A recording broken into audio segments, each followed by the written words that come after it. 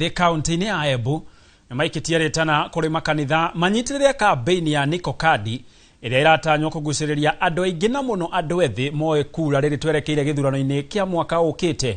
Ayuthi maugĩte wongerereku wa wĩyandĩkithia wa kura ũgũteithĩrĩria andũ aingĩ gũkanyita itemi gĩthurano-inĩ gĩũkĩte na kũhe mbeũ njĩthĩ kanya ga kũheana mwerekera wa wathani wa bũrũri. Rĩtana rĩrĩ kũrĩ kanitha rĩũkĩte o rĩrĩ kũrĩ na ciũria kanitha-inĩ imwe kana kambĩini ĩno nĩ ya bata. Gũkũ ayuthi makiuga nĩguo mũthingi wa gũtigĩrĩra andũ aingĩ ũrĩa kwahoteka nĩ maikia kura gĩthurano-inĩ kĩnene. Oho morĩtie IEBC ĩgerie gũkinya wĩyandĩkithia matũũra-inĩ kuona aciari amwe ao nĩ mararemwo nĩ kumĩra.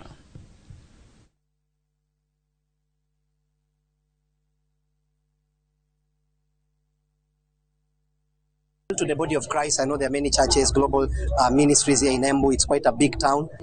The same people that come to church to give offering and tithe are the same people outside there that go to build a better economy. So I'm appealing to the pastors. Allow your people to come out and register as voters. As much as they are kingdom citizens, they are also Kenyan citizens by birth, kingdom citizens by salvation.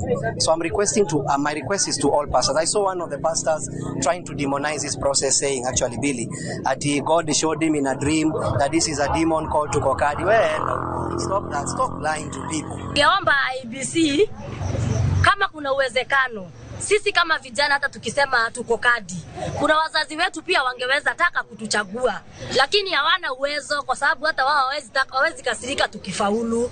Tungeomba IEBC mpeleke hii strategy ya Niko Kadi huko mashinani, hata kama ni door to door. Pesa ziko nizitumike vile zinafaa. Undu wengine no mbere IEBC at least mabote gukoro maina mass registration.